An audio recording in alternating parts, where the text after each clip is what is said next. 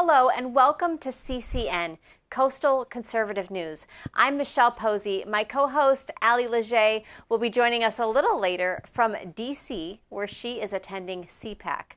She'll bring us all the latest there, but first, let's get up to date on some current headlines in this week's Week in Review.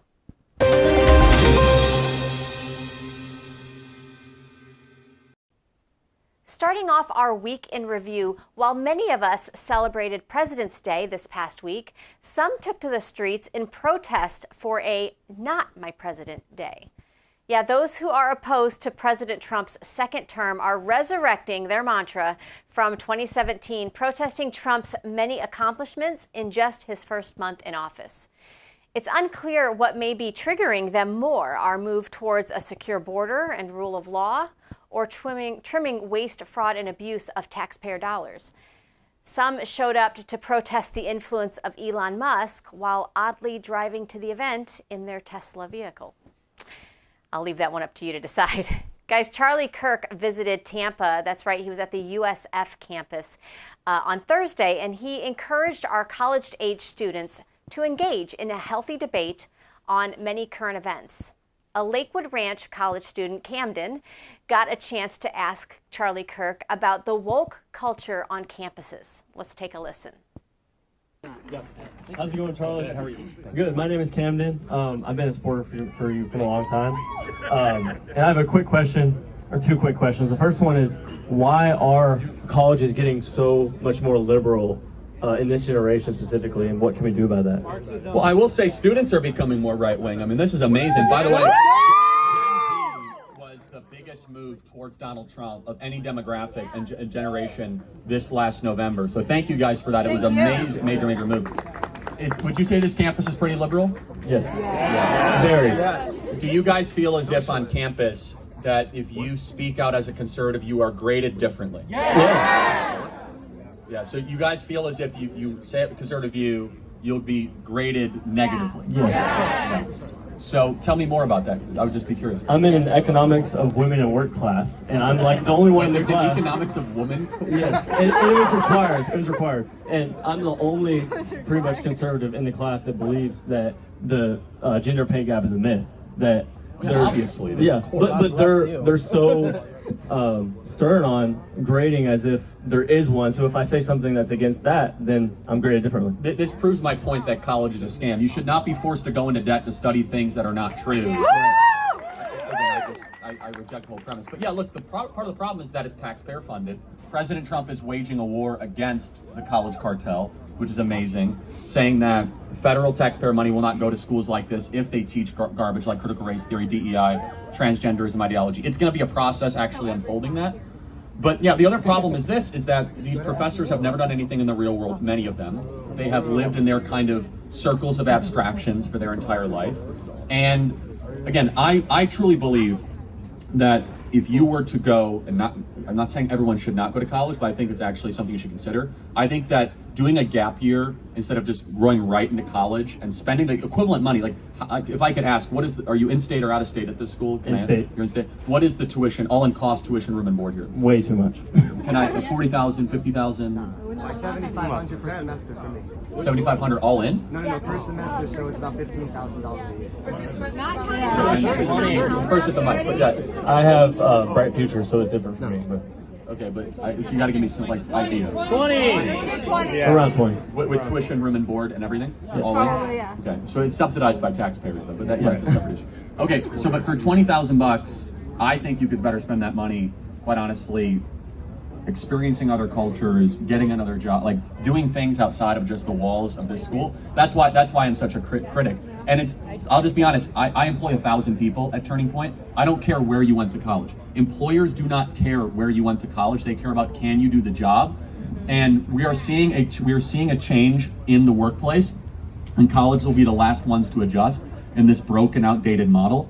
Is that it's much more like sports teams, which is like, what is your skill? What do you bring to the table? Not like, where did you go to college or how long you were there? We're seeing the kind of emergence of a free agent system, if you will, based on skill and merit. So anyway, hope that answers your question. Thanks, I have one more question. Yeah, really quick. Okay, so I'm a Christian and I'm pro-life, right? And there's a lot of conservatives who also believe in the death penalty. But my question is, how can you believe in the death penalty and also be pro-life?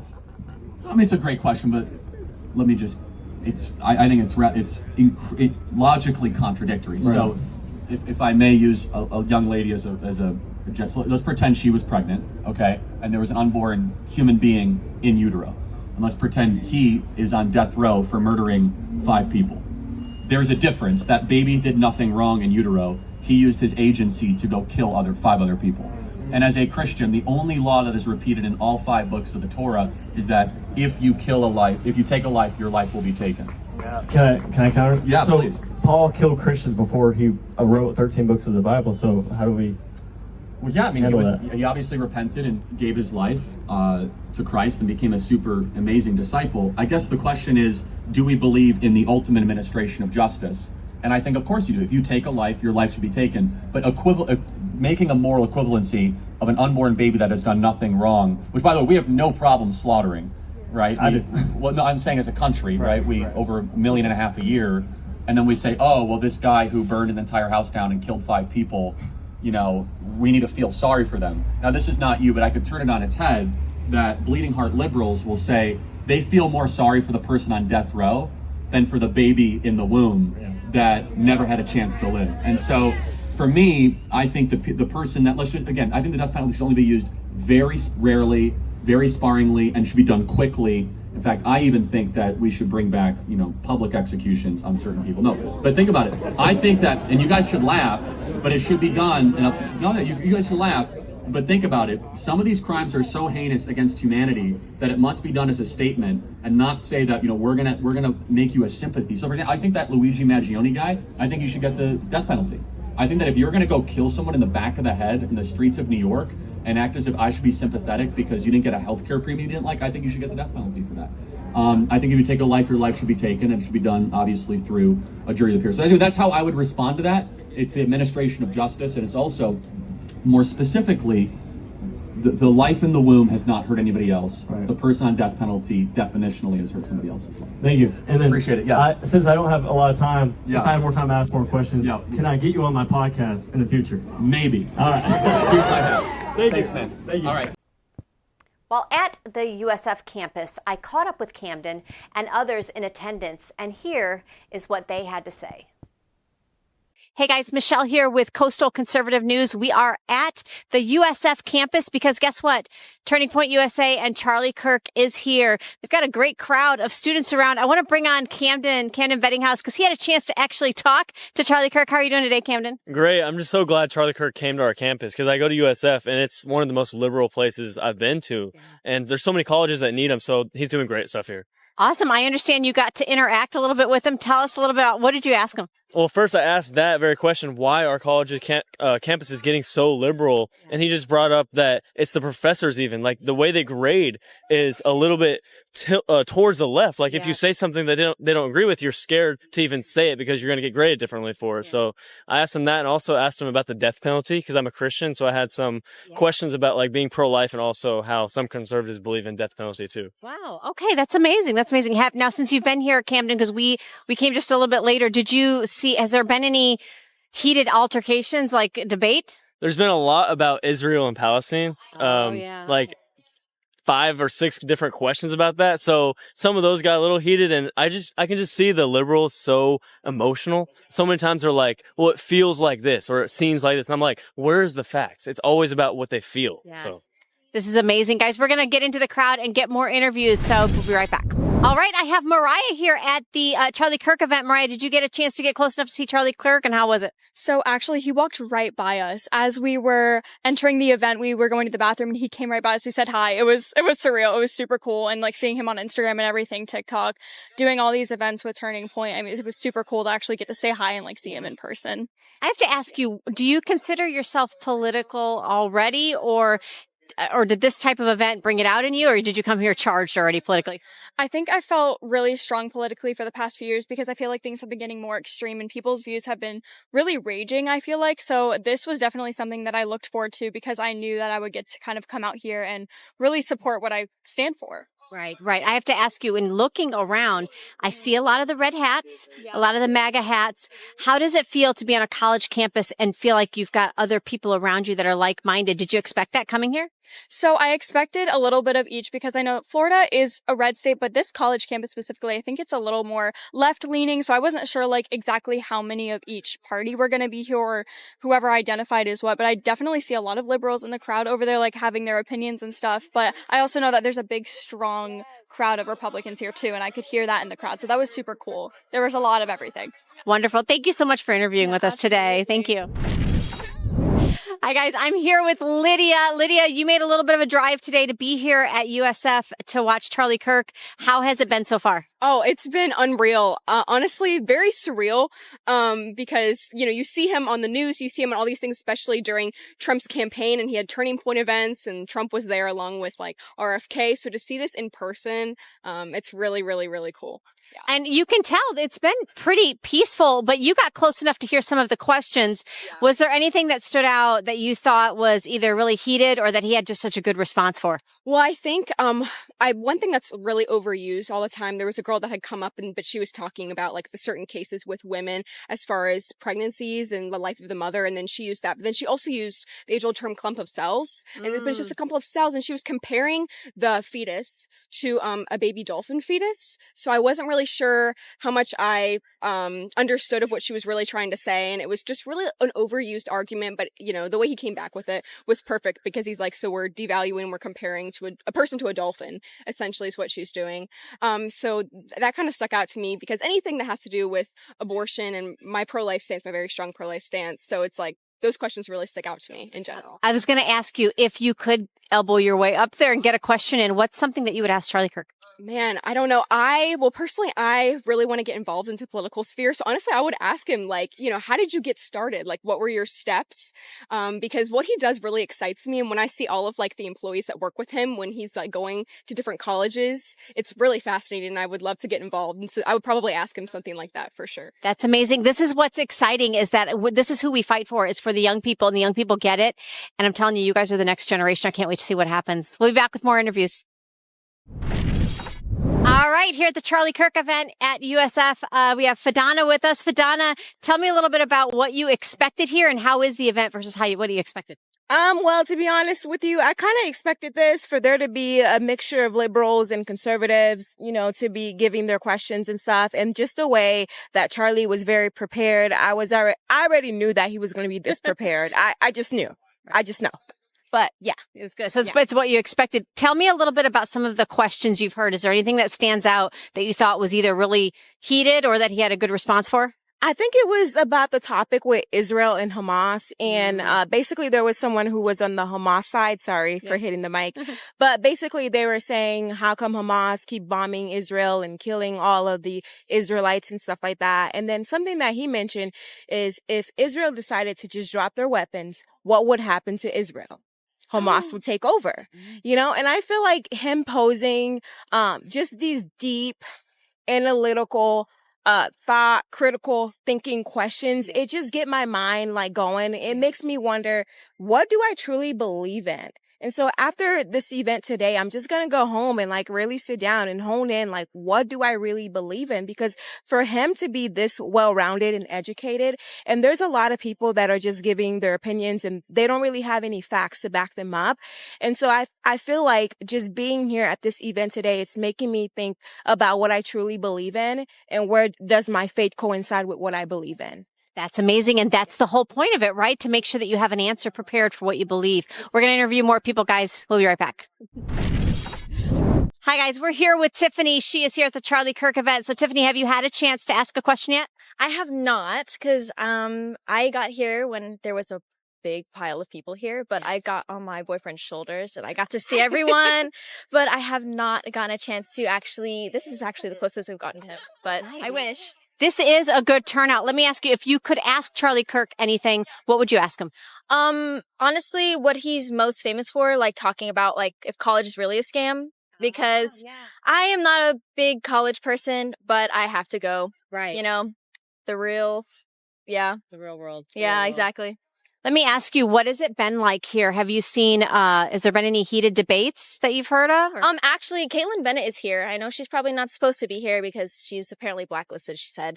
But, she's talked a lot about, gay, like, alliances in schools, public schools, and, like, how to keep our kids away from that. And I feel like that's very important, especially for me as well, because I will eventually become a mother. Yeah. But, I plan on keeping my kids homeschooled as well, just to stay away from all that. Yeah. I can understand that, Tiffany. Let me ask you, because we do a lot with Patriot TV. Okay. Media by far is very left-leaning. What do you think about, as far as these independent journalists, the idea that you can be a journalist or somebody over here with an X account can be a journalist? You know, I think it's great that everybody can have their own opinions, but I also feel like people just shouldn't, like, force it upon us. But I think it's awesome that everybody would like to be heard, like, through social media or whatever. But, yeah. Wonderful. Thank you, Tiffany, for the interview. Thank you so much. Thank you, sweetie. Awesome. Yes.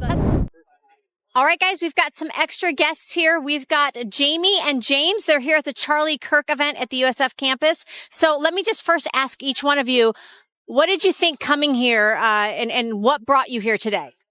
I was really excited. My aunt is very conservative. She called me like in the morning saying, "Hey, you go to University of South Florida, right?" And I was like, "Yeah." She was like, "Oh, do you want to see Charlie Kirk?" And I was like, "Of course." Like, I always see him on my TikTok, like all the time. And I was like, might as well see him in person because I live in St. Pete. Oh, good. Yeah. Okay. So I drove here. Amazing. And how about you, James? Well, her aunt, like told me to sign up, and so I registered, and I really like Trump. And I've seen Charlie Kirk on TikTok, so that's why. But there's so many people. It doesn't look like this in the videos. Yeah, there is a lot of people here. Let me ask you, have you been able to hear any of the conversation? Is there anything that stood out to you as far as a debate? Probably the abortion one, you know, like as a woman, you have like mixed opinions on it, but also I'm Christian. There's also that opinion on it. It's just like that debate's never going to end. Yeah. It's never. Yeah. How about you? Yeah, I agree. The abortion one. The debate's not going to end. Like, they bring up the same points all the time, and no one really wants to win or lose. So yeah. Let me ask you, how important do you guys think it is for us, for journalists, for people, in this political realm, to get the opinions of young people? You guys are the future of the country. So were you politically charged before this, or did this bring it out?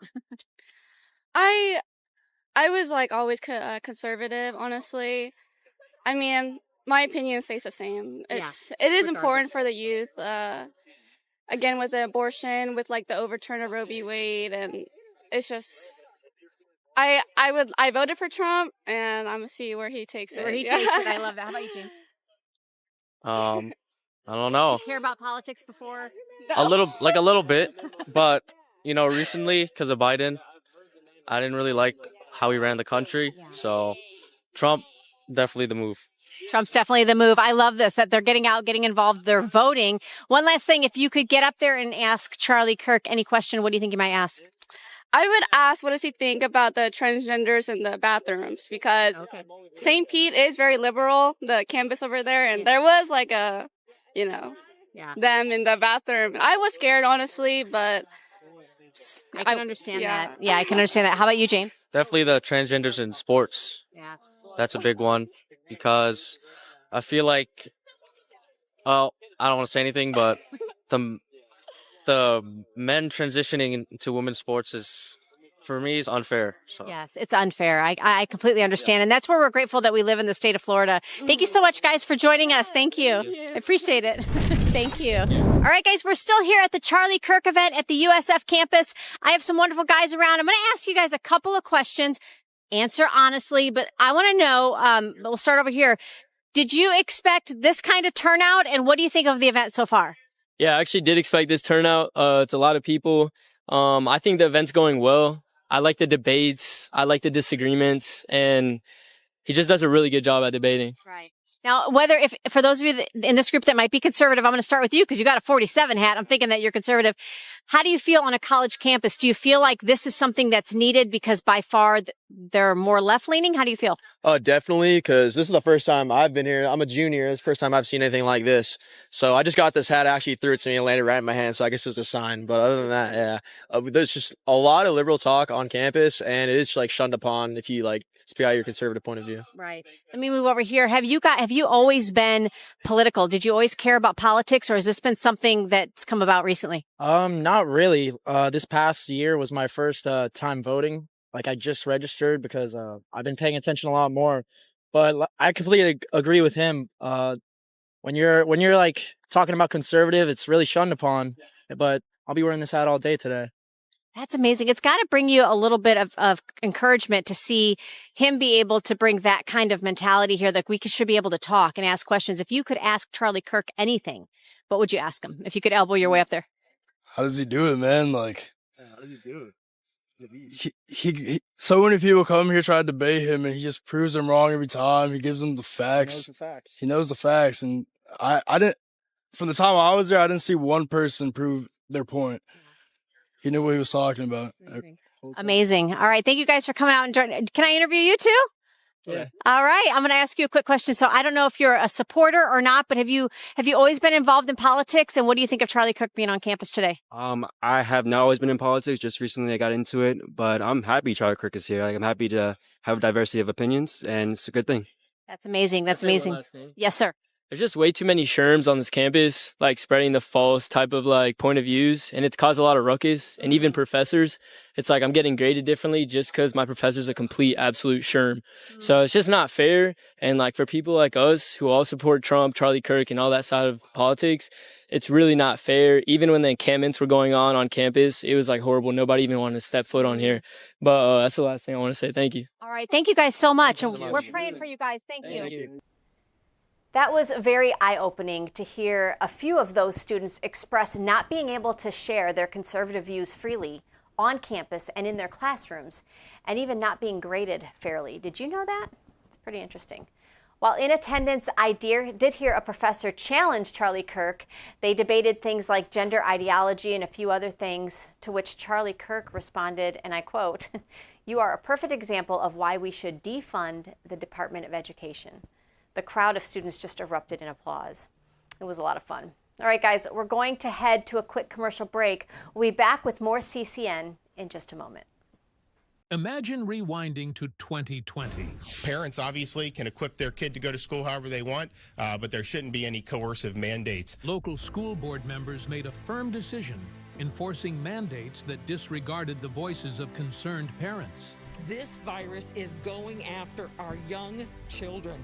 The emergency school board meeting in Sarasota dissolved into chaos as the board discussed mandating masks for students, which ultimately passed tonight. Refusing to back down, thousands gathered at the Hollow, determined to secure exemptions for their kids. With the support of dedicated doctors, they navigated every path to shield their children from mandates. Yet, despite these united efforts, a darker challenge surfaced. Doctors who issued exemptions became targets, some even losing their jobs for standing by their convictions. That's when the decision was made, a bold new vision to create a sanctuary for children's health and a support system for parents' rights. Thus, We the People Health and Wellness Center was born, founded on a mission to serve, to support, and to protect. This vision has since expanded, aligning with the Make America Healthy Again movement and incorporating the most advanced treatment modalities. Additionally, We the People Health and Wellness Center has launched a series of transformative community-based events, each featuring a trusted expert. In December, Dr. Joseph Ladapo spoke about his new book to a packed audience. Next, Dr. Sherry Tenpenny, in an intimate lunch and learn. Still to come, Dr. Pierre Corey, Dr. Brian Artis, plus others. The new management, doctors, and staff of We the People Health and Wellness Center stand with you, ensuring that no parent will ever have to face medical tyranny alone again. We are here to empower, to inform, and to support you for a healthier community. Welcome back to CCN Coastal Conservative News. Here is Raj Doraisamy with our Suncoast Community segment. My friends, we've got a very important and serious topic to talk about today. I'm just delighted to have with me here Sheila Gallo. Sheila Gallo is involved with stopping human trafficking, and yes, human trafficking here in the United States. So, Sheila, to get things started, is human trafficking actually a problem? I mean, we're not Arizona, we're not Texas, we're in Florida. Is it a problem?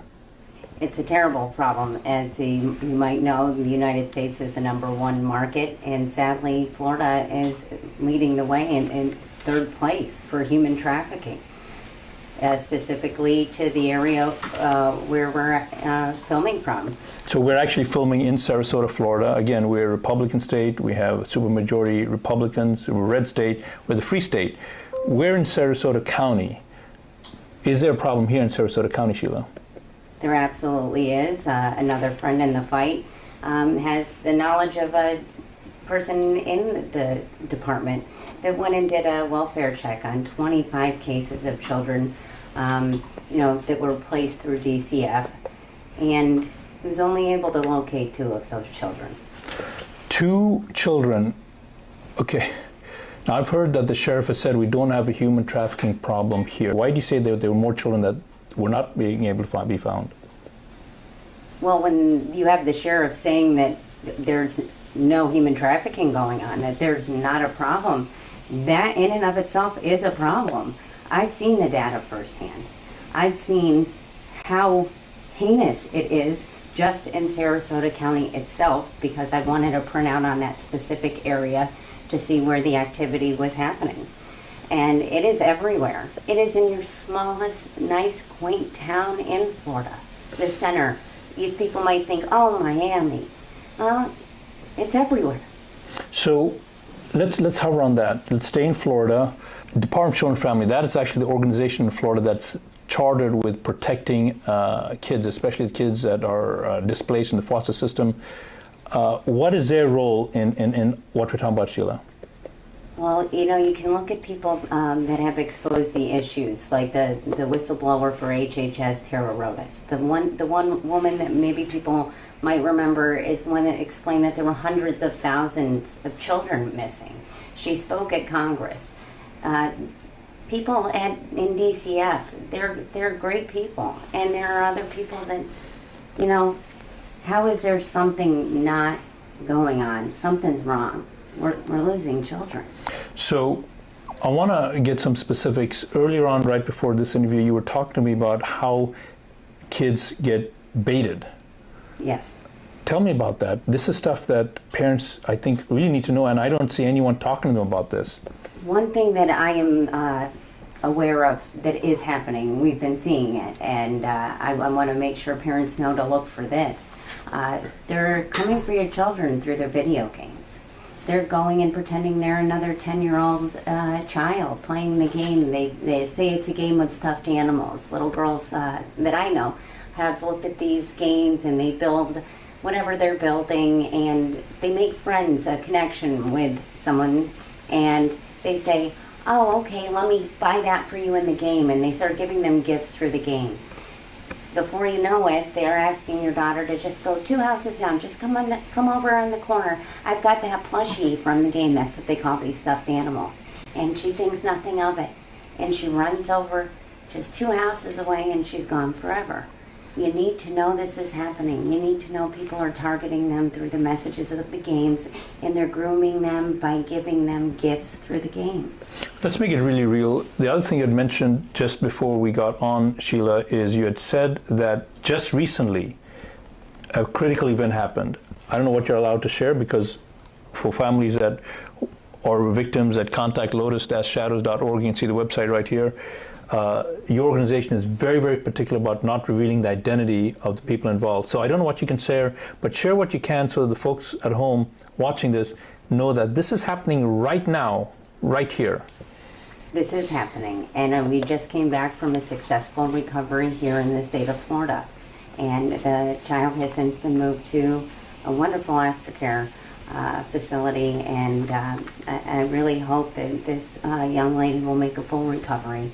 And great family behind her. So just to be clear here in America, right here, I don't know where exactly happened, but in Florida, were it not for your organization, this young lady would still be in harm's way? Yes, she was not being prioritized by that local police department. Okay, hold on a second. Wait. Not prioritized? Okay, wait. Not prioritized by that local law enforcement organization? What exactly do you mean by that? That's who's supposed to be doing this. This is their job. Help me what did you just say? That's where we come in. We fill in the gap, and we will rescue children anywhere in the United States and overseas. We show up when people in law enforcement fail them and fail to act. So look, let's just be real. The human trafficking industry, I think, from what I know, and you know what, I'm just going to just say, you got to contact lotus-shadows.org. You got to donate to them. I think what we're beginning to hear is that our very officials, high-ranking officials, are the customers of this industry. So let that sink in for just a second. So law enforcement in cases doesn't prioritize. This is why you guys have to be there. That's why we want the people that are watching this to donate to lotus-shadows.org. Tell me a little bit, we got like 30 seconds, literally 30 seconds. What is the biggest thing that needs to happen in order to turn this around, Sheila? What's needed?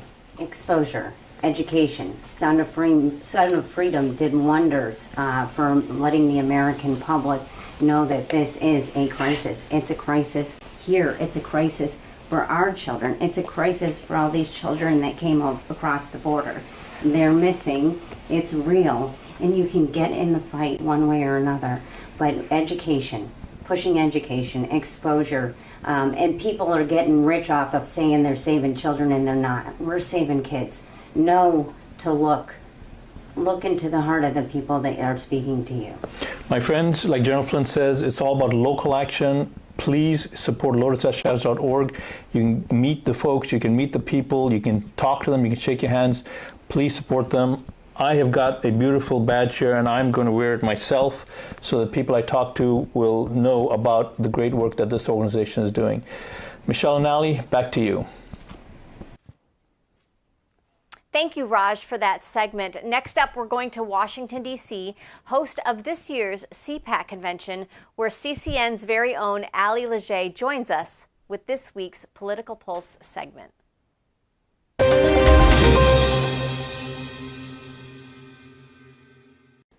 Hi guys, welcome to our Political Pulse segment here on CCN, where we are joined with Ali Leger. Of course, she's not here in the studio with me. Ali, you are in the frigid, cold Washington, D.C. for CPAC. Thank you so much for joining us remotely.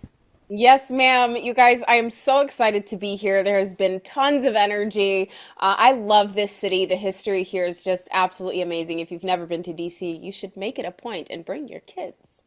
Especially because Melania is going to be opening up the White House again for tours here at the end of the month. Ali, I have to ask you, many people here in Florida have not gone to CPAC or been able to go to one of these events. Tell me a little bit about what the atmosphere is like there post this huge Trump victory, right? So a lot of people don't know what CPAC actually is. CPAC is the Conservative Political Action Committee, and they host this giant conference that has anywhere from world leaders to our local, not local, but sometimes local. We have local reps that come to visit, but they are local to DC. But we have state reps and senators that come. A lot of times they speak on panels. Recently, Erica Donalds did a panel on education with Jack Brewer. That was an amazing. Ooh, wow. A lot of companies are here, like non-governmental organizations are here. For example, Moms for America, Kimberly Fletcher spoke about the importance of mothers being involved in our political process, right? Moms have been the largest untapped voter base in several years, but 2020 and 2024 has definitely shifted things. But moms need to keep their eye on the ball and keep that momentum going. So every issue is a mom issue, right? Faith, family, food, finance, and freedom. It touches all of us. So yes. Yes. It's been incredible. Well, and what struck me as odd is that when I have watched CPAC in the past, I know that, Friday night and Saturday night are usually like your big name A-listers, with usually Trump or whoever is like one of the last speakers. And so yesterday I'm, scrolling through social media and I'm like, wait, Elon's already been there. J.D. Vance has already taken the stage. So it seems like it's just this star-studded event this year. Is that right? It is, and there really isn't a rhyme or reason. I mean, I think they've taken it to where they don't want people to just come for one day to hear all of the great speakers. They want people to really immerse themselves in this event and take in all 3 days of conference of all the speakers. They're all phenomenal. They all bring something very important. I know Benny Johnson spoke today.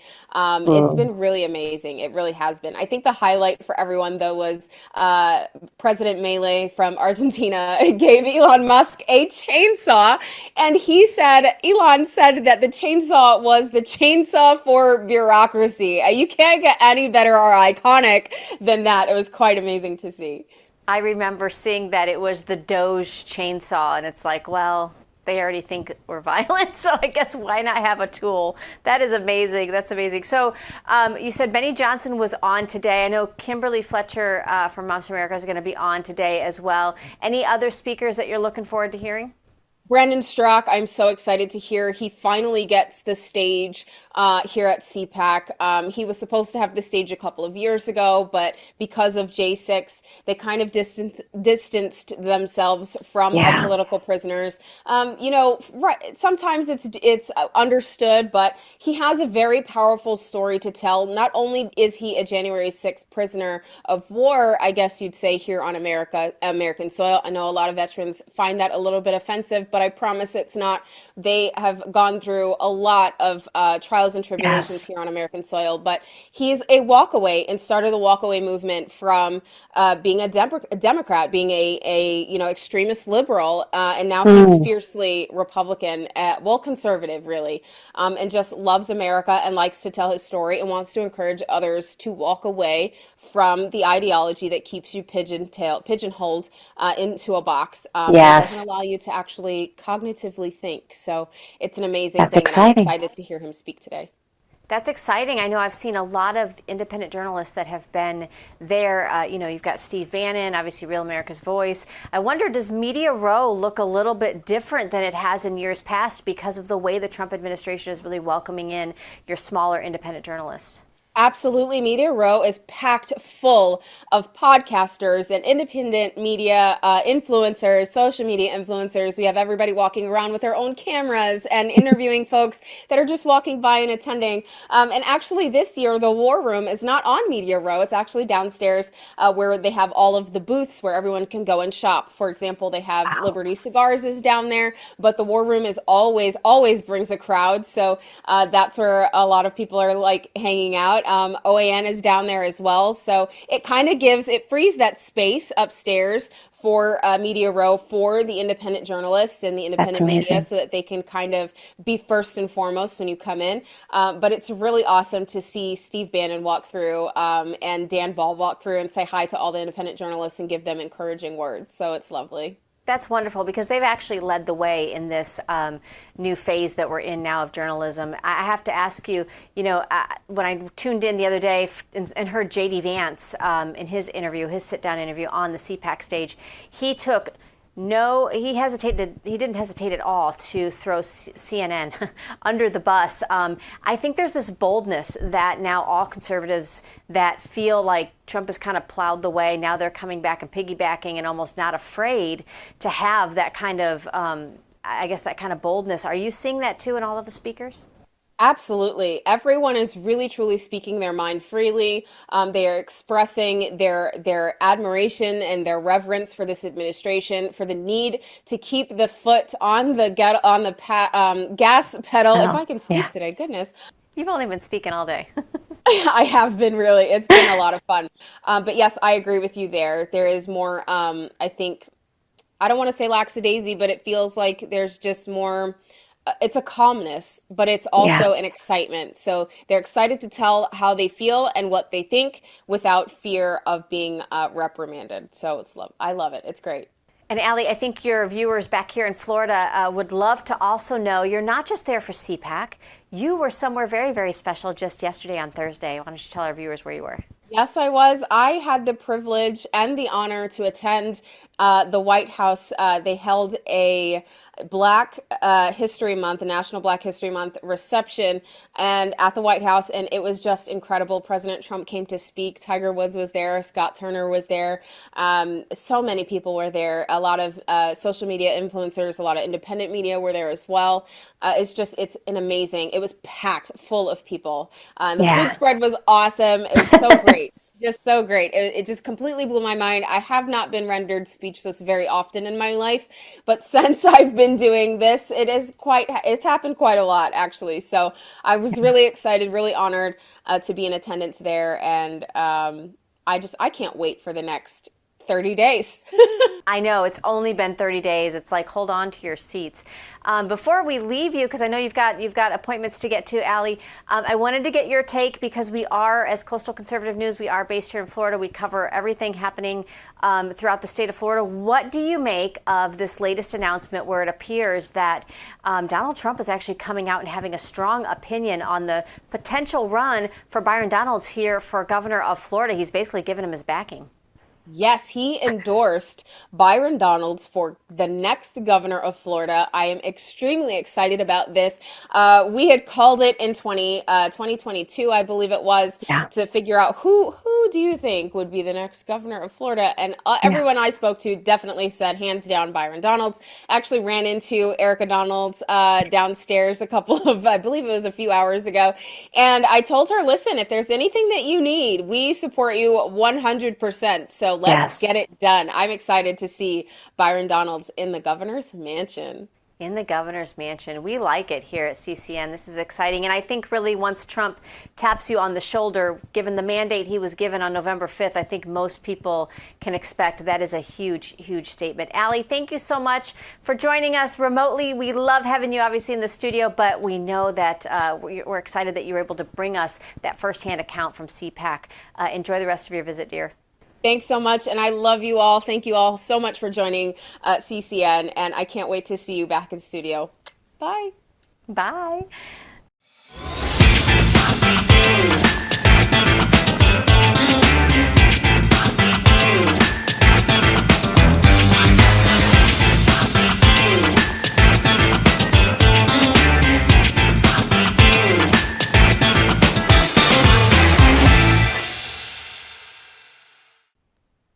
Guys, at CCN, we love to hear the perspective of our students. So let's hear what Max and Carlo have for us in this week's Student Report.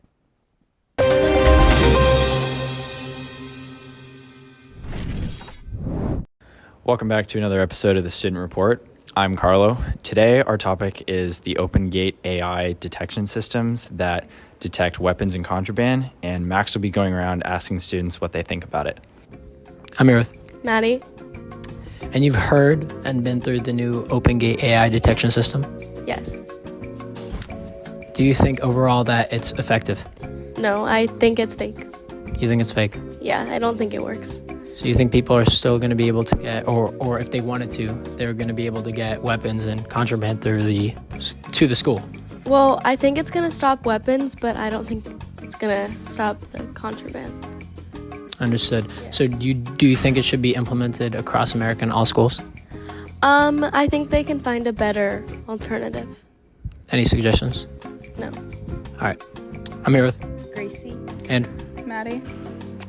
And what do you guys think about the new Open Gate AI detection system? It's okay. It takes a long time to get into school, though. It's alright, but I feel a lot more safe. And I feel like it really improves our school with finding, large pieces of metal.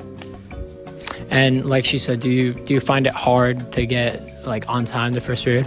Yes, I'm there late 10 minutes, probably every day. Okay. Anaya. And you've of course heard of the new Open Gate AI system? Yes. And do you know someone personally, or have you been personally flagged down by the system? Yeah, I got stopped because I had a metal Band-Aid case in my backpack.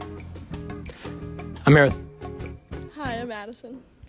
And you've been through and heard about the new OpenGate AI detection system, correct? Yes.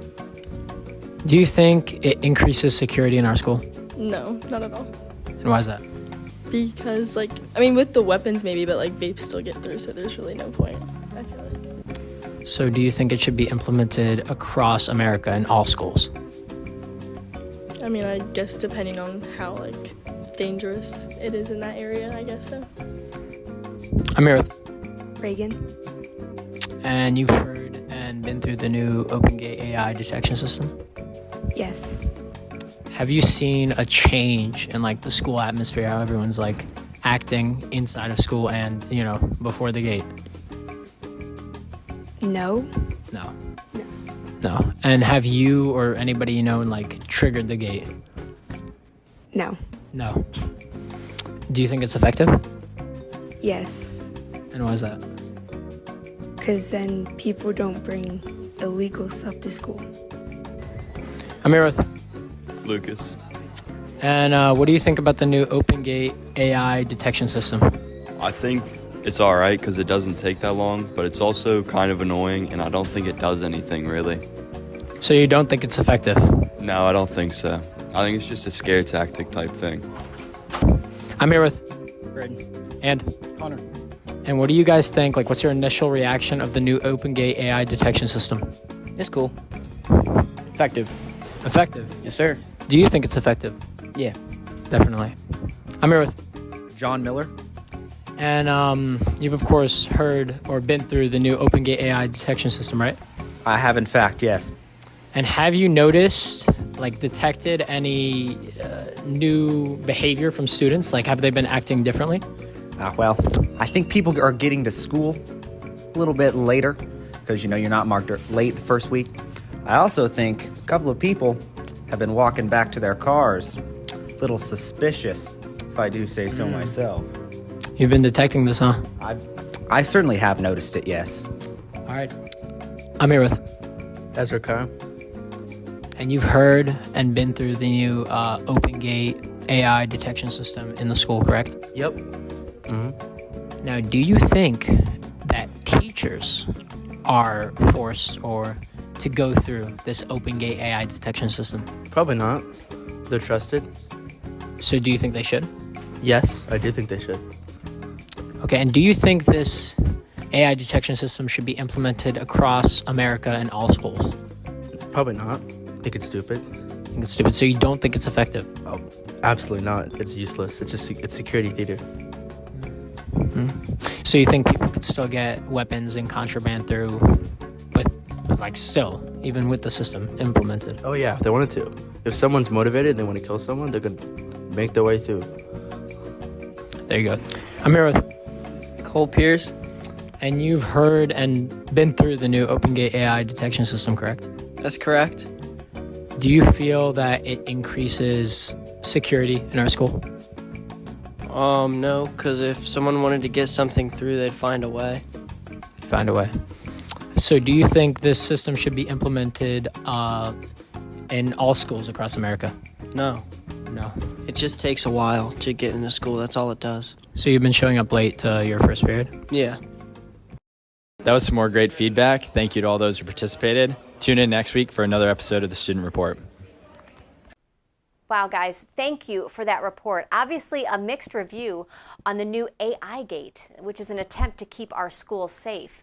But does it really work? Wow, I loved hearing their responses. It's very interesting that many of those students that were interviewed did not think it was the best answer to security concerns. Guys, CCN will be right back after this short break. So Joey is our middle child. We have 3 kids. He's 13 years old, and he was born with a chromosome deletion, and he was diagnosed with autism and intellectual disability.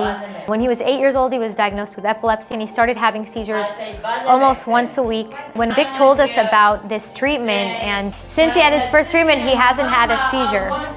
He's been seizure-free for over 3 months, and it's been a miracle, really. I wasn't 100% sure if it was going to work on the level that it did, but you know, I can say now, without a doubt, Like, it really, really works. Nothing else has worked as good as this. Right. He's been much happier. Like, he's had a lot more energy. He's just been in a positive mood, talking more. Interacting more. Yeah.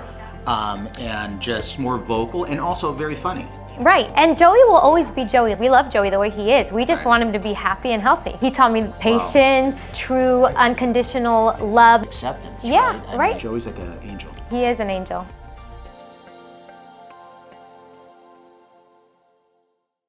Welcome back to CCN. Every week, we enjoy interviewing a special guest to discuss many different topics. This week, we are joined by Mike Levine in this week's guest interview.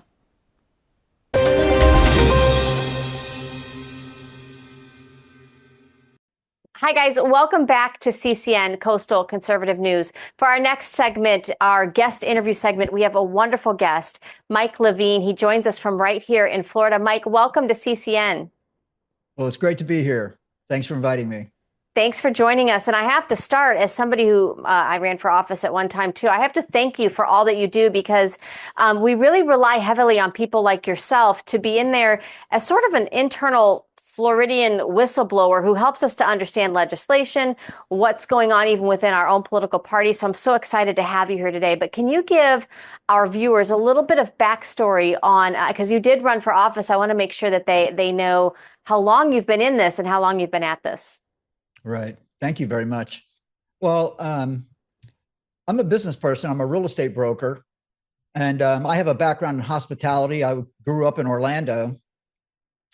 So I've been in business a long time, and I'm a realtor, and I served on the board of directors of the Florida Realtors for 12 years. I'm a past president of 2 different realtor associations here in Florida. And, the realtor organization is a very political organization. Yeah. And there became a time as I was rising up through the leadership ranks that it just became clear to me and them that my value proposition was inconsistent with a lot of the public policy initiatives that the realtors were advancing and continue to advance. So we just had a little sit down, and I offered them that I would step out of leadership at Florida Realtors and I would do my politics locally.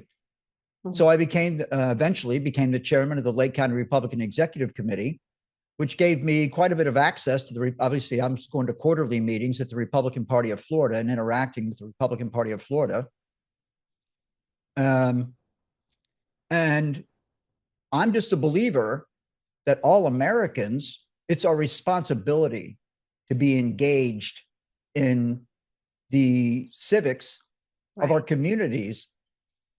And the reason that we get challenged with government is because, an old friend of mine used to tell me that if you're not at the table, you're on the menu. And that's very true. So I would suggest that all institutions have a culture, and the culture of government is to lavishly spend other people's money. So with that, I'll just toss it back to you and see if you have any further, if there's anything more specific that I can give you. Well, what I love about this, Mike, is that you kind of saw behind the veil, right? By being able to be at the table for the Republican Party of Florida and as an REC chair, you've actually used it to do good things, but not every county can say that. I know here in Sarasota County, we've had some issues. So I do want to know a little bit more about what you think that culture is like in the Republican Party of Florida, and how did it affect you as somebody who then decided to run for office? I mean, were you welcomed with open arms? Or quite the opposite, actually. And this is another major component, and from my perspective, I'm surprised that everybody doesn't really get it. Yeah. But government, take a look at your government budgets.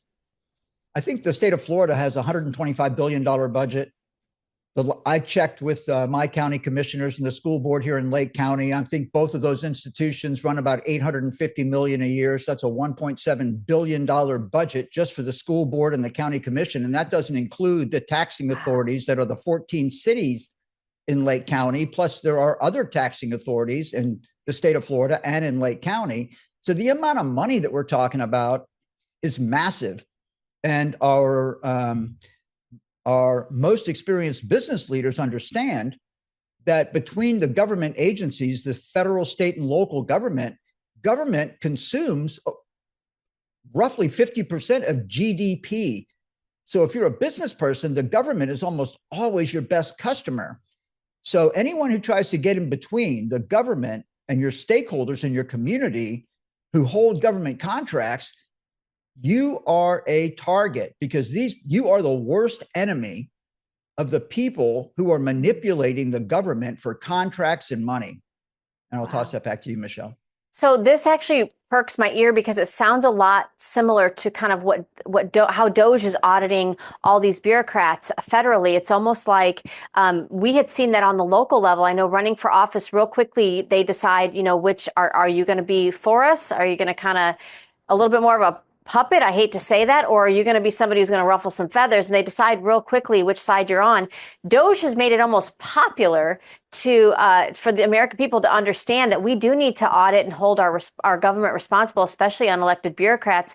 It sounds like you think that Florida could benefit from something like that, and even our own local governments countywide. Michelle, government is the roughest, most cutthroat game in the world. Yeah. Bar none. The money is enormous. The lifestyle is enormous. The public recognition is off the charts. Our leadership becomes celebrities, and it's even it's very difficult to walk away from. So I would just suggest to you, take a look at Congressman Dan Webster, longest serving public official in Florida history. He and his family know that he is beyond his best days. Everybody can have their own opinion of Dan Webster, Right. whether they like him or not. Most people love Dan Webster. He's a long-serving Christian, public servant. But the fact of the matter is that there are people who serve the constituency better in government, and Congressman Webster just doesn't want to walk away. It's, Right. It's too much. He enjoys it. He has built his self-perception revolves around public service. So he doesn't want to walk away from that. And I understand that, but this is the key point. Everyone in government should be concerned about our constituents. But of course, now keep in mind, the government is a special interest. And then there are other special interests in every jurisdiction, whether it's a municipality, a county, the state, or the federal government. There are other special interests. And they're business people. The people running the government are business people. The people running the special interests are business people.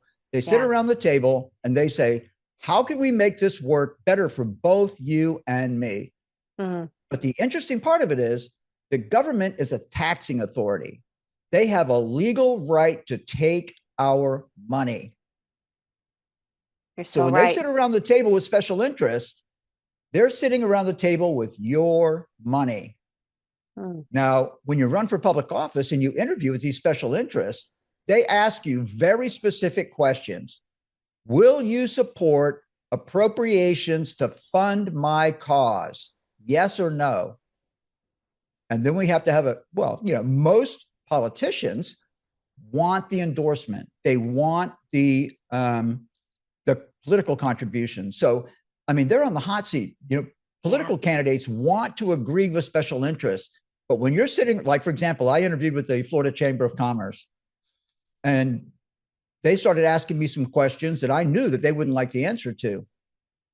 So I prefaced my answer with, ladies and gentlemen, I fully understand that I'm sitting in front of the Florida Chamber of Commerce. I know who you are. Yes. I know that I'm on the record right now. So don't think that I'm being naively saying these things to you. I know exactly what I'm saying to you, and this is the answer to your question. And it was amazing how refreshing it was for them. Yes, they actually enjoyed knowing that I wasn't pandering. I had the same conversation with the Florida Ag Coalition. I had the same with let's see, I always get their name, Affiliated Industries of Florida, I believe. Another big special interest group that covers multiple industries. Like, for example, the Florida Ag Coalition is an umbrella association that serves 24 agricultural associations in Florida. And all 24 of those associations had their presidents at the table when myself and other candidates who were interviewing during that interview period were there. They were very interested. This is the well-being of their industry. Right. So this is crucial for them. But the interesting part about it is that everyday people do not have people advocating for them. I want to say one more thing before I turn it back to you, Michelle, and that is this. So in all of the counties, we have jurisdictions that are incorporated as cities or towns, and then we have other areas that are unincorporated. The cities and towns lobby for the interests of the local government, of the municipal government. People living in the county have no representation.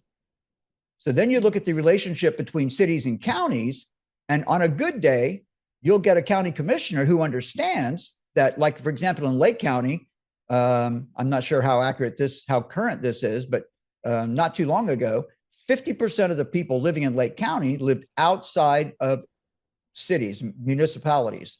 So the people that are living outside of municipalities get no representation at all. So as I said before, it's very true, very appropriate. If you're not at the table, you're on the menu. So as our state representative, So just to wrap, as our state representatives go to Tallahassee, for example, appropriations are awarded to people who lobby the government for appropriations. If you don't lobby the government for appropriations, you don't get funded. You're not on the list, right? So your tax dollars get used to support other interests. Michelle.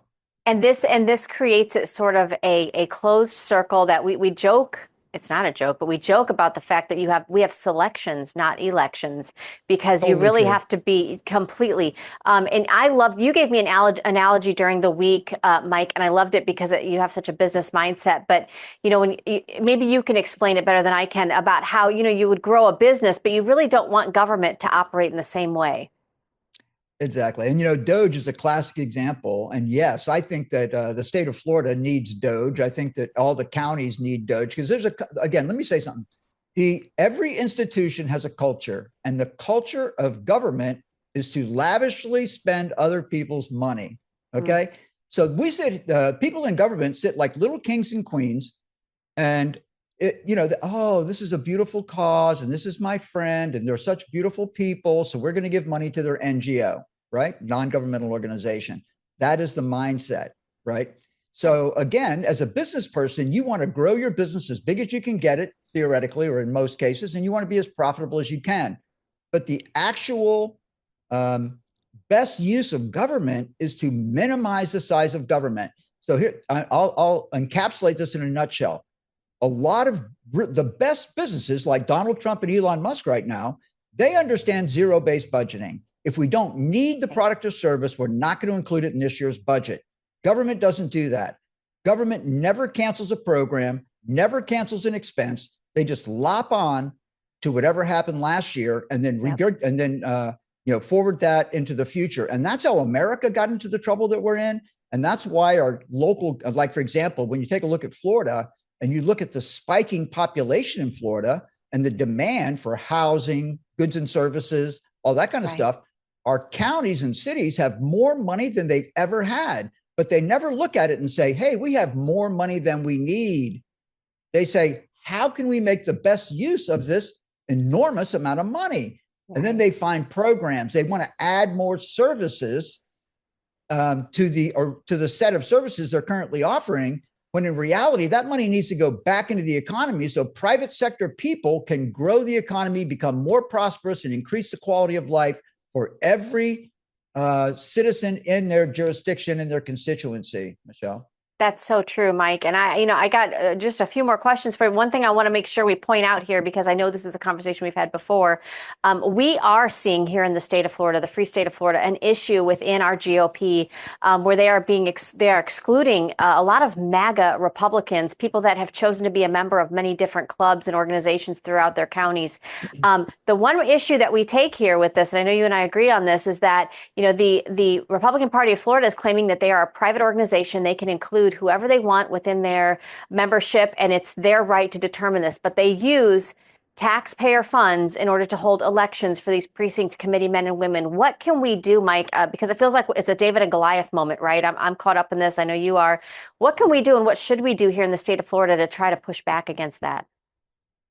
Michelle, this has been going on. I was the chairman of the party here in Lake County in 2012, and we started producing these resolutions, right, which is a codified voice of the local party on public policy issues.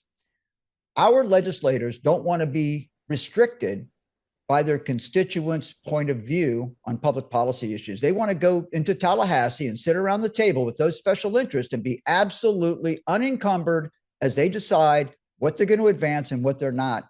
So this is a war. And I'm saying to you that with technology, what you're doing right now, thank you very much for having me on, this is how we win. Yeah. Because there's more of us than there are of them. They know for sure it's not ambiguous. It's not a misunderstanding. They know that they're not serving our interests.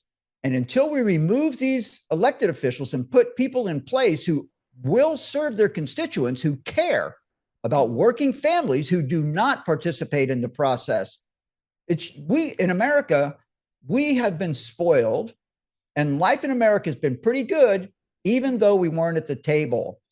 These elected officials know that. So the point is that for me, I talk to elected officials, Republican Party of Florida people, business people all the time. We all agree that having more information when we approach decision making is better. Yet, our elected officials don't want to learn from the intelligent opinions and knowledge base that their constituents have. So in the local RECs, when we write resolutions and study the resolutions, debate the resolutions, wordsmith the resolutions, and codify them into formal opinions of our local Republican executive committees, that should actually help our elected officials do a better job serving their constituencies. But the Republican Party of Florida, and I would suggest all the way up the food chain, doesn't want to hear it because they don't want to be burdened and restricted by the concerns of their constituents. That's a real problem. It's a fundamental problem. I would say to you that it's an existential problem, and why the United States of America is in the situation that it's in. And it's why DOGE, the Department of Government Efficiency, is going to demonstrate that 50% of our discretionary spending is not necessary at the federal level. And then when we drill down into that at the state and local level, we'll find the same thing. Absolutely. Michelle. And Mike, this is why, first of all, there's no mistakes with God. I know there's a reason why we connected. And I think I jokingly say that they would have been better off giving us a seat in the legislature, because now we've just got all this free time. And I'm excited to see what moves forward, because we are waking up people, Mike. We've got people like yourself who can communicate the task at hand and how we can actually change the culture here in Florida. It's no different than the federal government. We copy and repeat right here in the state of Florida. No different than it is nationwide. Thank you so much for joining us. But I want to make sure that you can let our viewers know, where can they learn more about you? And I think you have a great Substack as well, right? I think the best place to follow me right now is on X. So it would be x.com/@MPL_FL. At MPL_FL on X. Wonderful. Mike, this is just the beginning. We've already talked off camera. I'm excited for what's to come in the future. Thank you so much for joining us here on CCN. It's a pleasure. Thanks for having me. Thank you. Wow. Thank you, Mike, for that wonderful interview. Guys, we hope you enjoyed today's episode of CCN Coastal Conservative News. Make sure you follow us on all social media platforms. Reach out to us if you have a great story you'd like for us to cover. You can reach us at contact@coastalconservativenews.com. That's going to be it for me today. Allie will be back in studio, where she'll be happy to be in warm, sunny Florida again. Have a great weekend. We'll catch you next time.